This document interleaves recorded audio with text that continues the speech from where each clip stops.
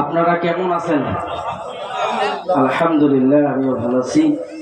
আমি অল্প 10-15-20 মিনিটের মধ্যে শেষ করে দিব। প্রধান বক্তা চলে আসবে, এতটুকু সময় দেন। আর প্রধান মুফাসসির আসি আপনাদেরকে তাফসীর পড়বেন, আপনারা শুনবেন। এই 10-15-20 মিনিট সময়ের মধ্যেই প্রধান বক্তা আপনাদের মাঝে উপস্থিত হবে। الحمد لله نحمده ونستعينه ونستغفره ونعوذ بالله من شرور أنفسنا ومن سيئات أعمالنا. من يهدي الله فلا مضل له ومن يضلله فلا هادي له. وأشهد أن لا إله إلا الله وحده لا شريك له وأشهد أن محمدا عبده ورسوله. فقد قال الله تعالى في كلامه المجيد وفي فرقانه الحميد. أعوذ بالله من الشيطان الرجيم. بسم الله الرحمن الرحيم. ونحشرهم يوم القيامة على وجوههم عميا وبكما وثم مأواهم جهنم. وقال تعالى وقال رسول الله صلى الله عليه وسلم. আমরা সবাই দুরূদ ইব্রাহিম পড়ি। আল্লাহুম্মা সাল্লি আলা মুহাম্মদ ওয়া আলা আলি মুহাম্মদ কামা সাল্লাইতা আলা ইব্রাহিম وعلى آل إبراهيم إنك حميد مجيد. যে মহান আল্লাহ রব্বুল আলামিন গভীর রাত্রিতে আপনাকে আমাকে কোরআনুল কারীমের তাফসীর শোনার সুযোগ করে দিলেন, সে মহান মুনিবের দরবারে লাখ কোটি শুকরিয়া আদায় করি।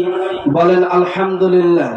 দরুদ ও সালাম মানবতার মুক্তির দূত, যিনি নবীদের নবী, শ্রেষ্ঠ নবী, বিশ্ব নবীর প্রতি সংক্ষিপ্ত ভাবে দরুদ পড়ে বলেন সাল্লাল্লাহু আলাইহি ওয়াসাল্লাম।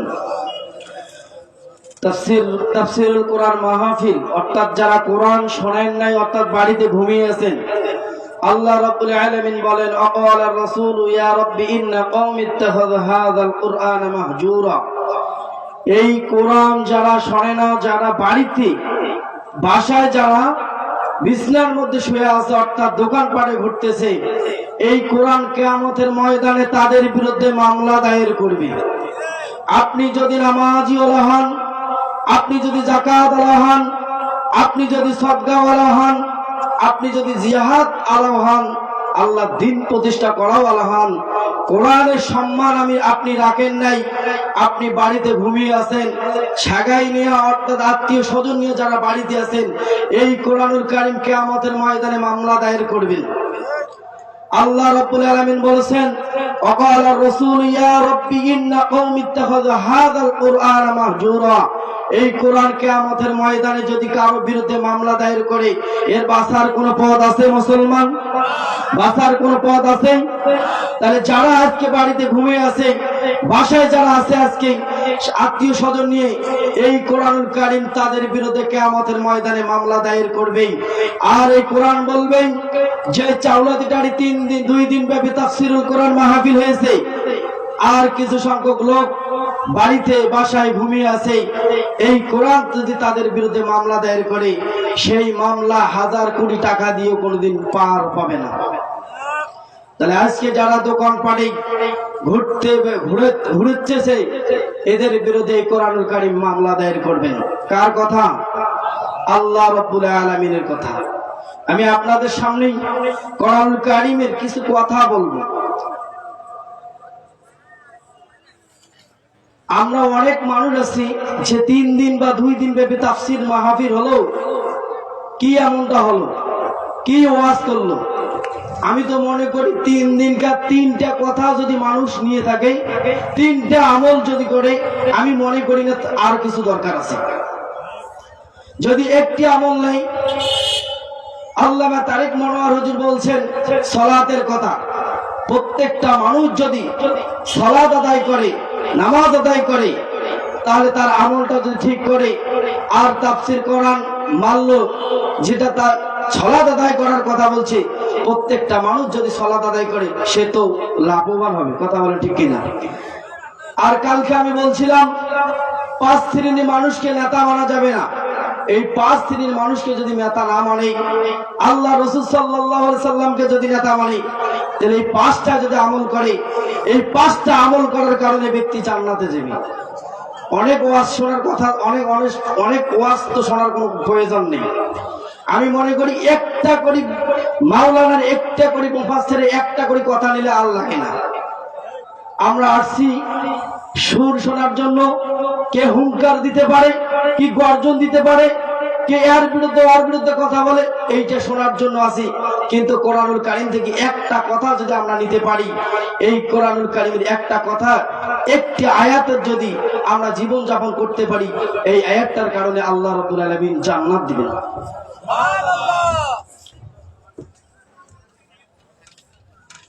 আজকে আমি আপনাদের সামনে যে তাফসীরটা করব, যে কথাগুলো বলবো, কিয়ামতের ময়দানে আল্লাহ রাব্বুল আলামিন কিছু সংখ্যক মানুষকে আল্লাহ তাআলা মুখের মাধ্যমে হাঁটাবেন, অর্থাৎ মুখের মাধ্যমে হেঁটে কিয়ামতের ময়দানে যাবেন। আল্লাহ রাব্বুল আলামিন বলেন, ওয়ানাহশুরুহুম ইয়াওমাল কিয়ামাতি আলা উজুহিহিম উমিয়ান ওয়া বুকমান ওয়া সুম্মা মাওয়াহুম জাহান্নাম।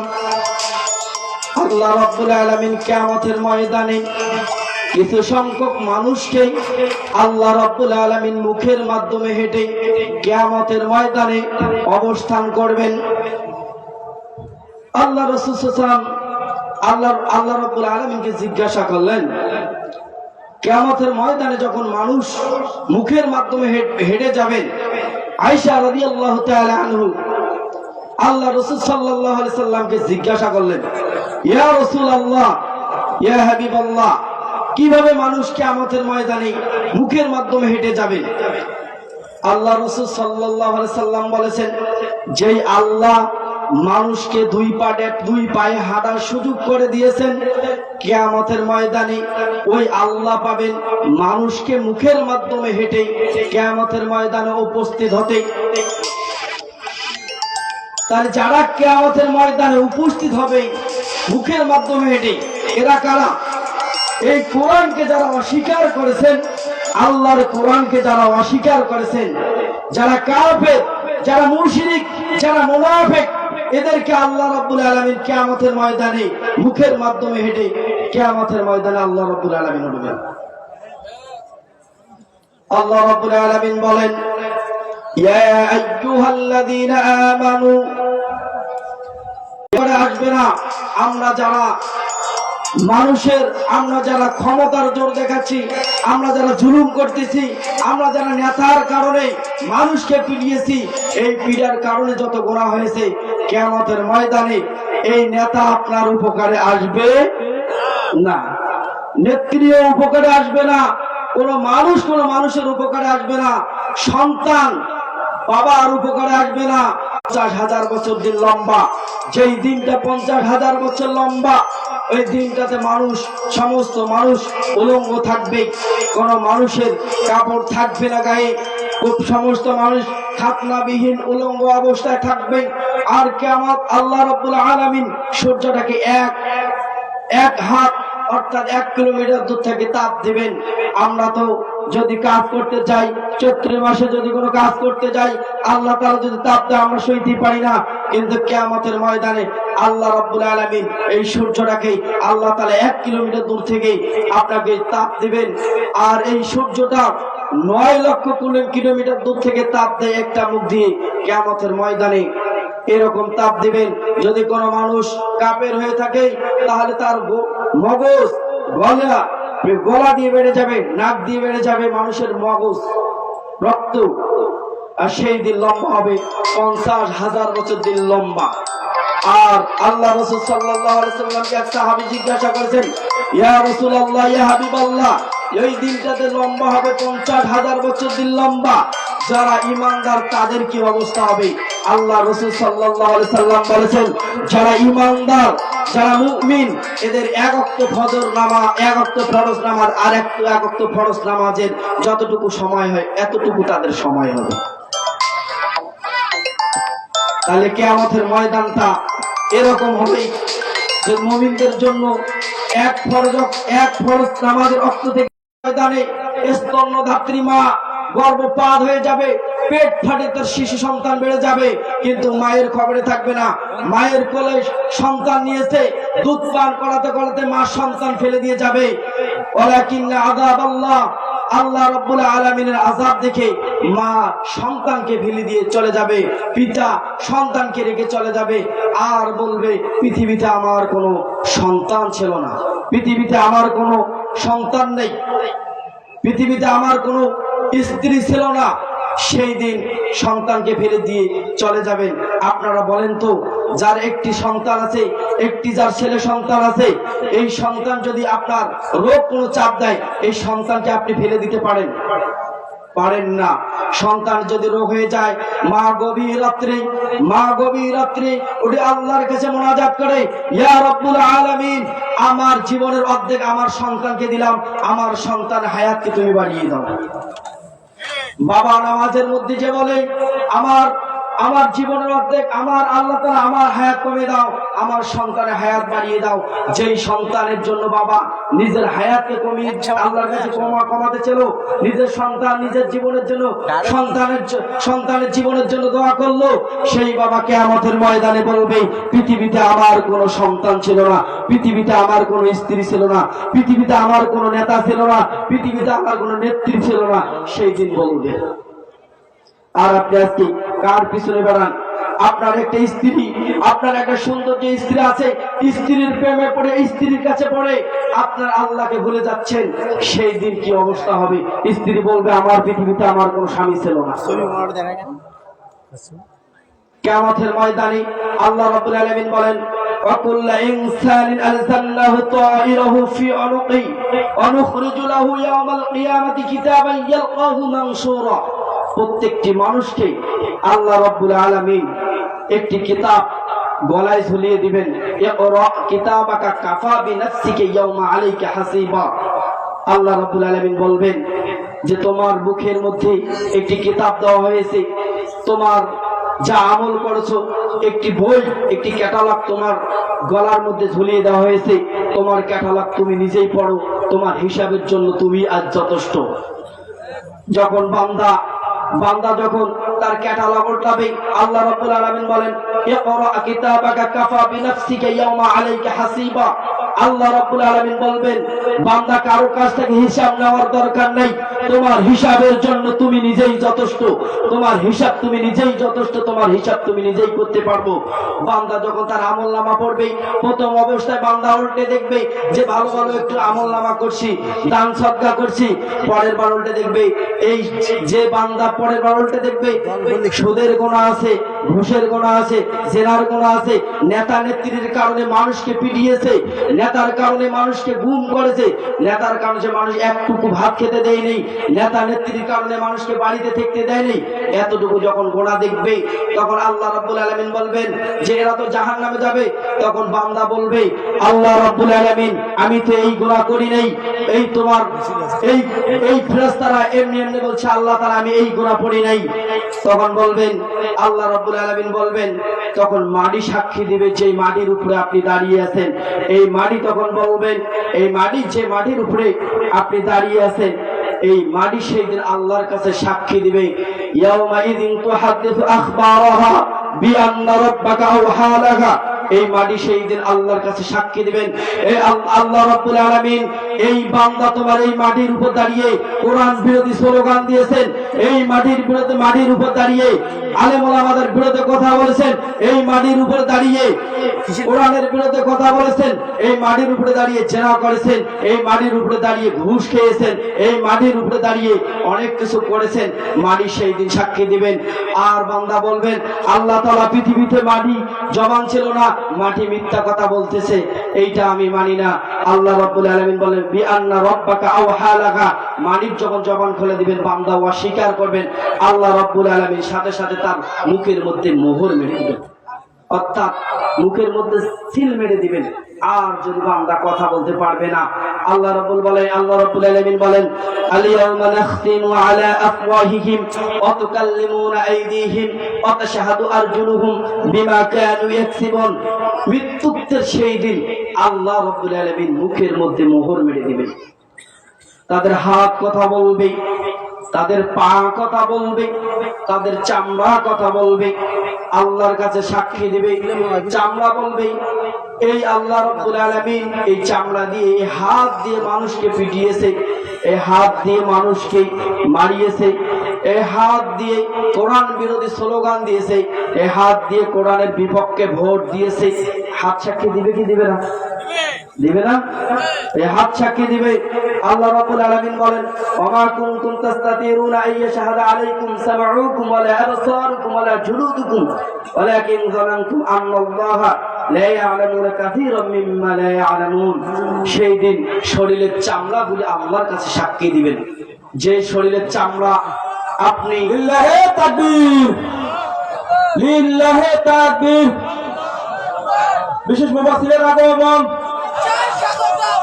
বিশেষ মুফাসসিরের আগমন, শুভেচ্ছা স্বাগতম মাহফিলের পক্ষ থেকে, লাল গোলাম শুভেচ্ছা মাহফিলের পক্ষ থেকে, লাল গোলাম শুভেচ্ছা, শুভেচ্ছা স্বাগতম প্রধান মুফাসসিরের আগমন, শুভেচ্ছা স্বাগতম প্রধান মুফাসসিরের আগমন মাহফিল কমিটির পক্ষ থেকে, মাহফিল কমিটির পক্ষ থেকে। দুঃখিত, আমাদের প্রধান মুফাসসির এসে গেছেন, 2 মিনিটে শেষ করে দিব। সেই দিন চামড়াগুলি কথা বলবেন। যেই চামড়াকে আপনি বাজার থেকে এত লোশন কিনে আনেন, চামড়াকে মেখেন, চামড়াকে এত সুন্দর করে মাখার পর এত সুন্দর আপনি তাদের শরীরটাকে করেন, এত ক্রিম মেখেন। মা বোনেরা শোনেন, যেই চামড়া মানুষকে দেখান, যেই চামড়া পর পুরুষকে দেখান, সেই চামড়াকে আমাদের ময়দানে আল্লাহ রাব্বুল আলামিনের কাছে সাক্ষী দিবেন।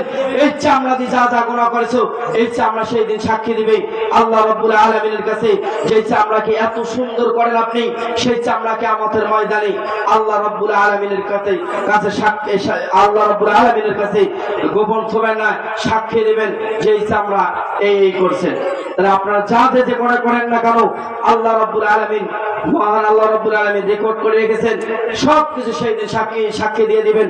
আর আল্লাহ রাব্বুল আলামিন বলেন না আন্নি মালিয়া আলাকা আন্নি সুলতানিয়া, মানুষের ধন সম্পদ সেই দিন কোনো কাজে আসবে না, ক্ষমতার কোনো সেই দিন কোনো কাজে আসবে না।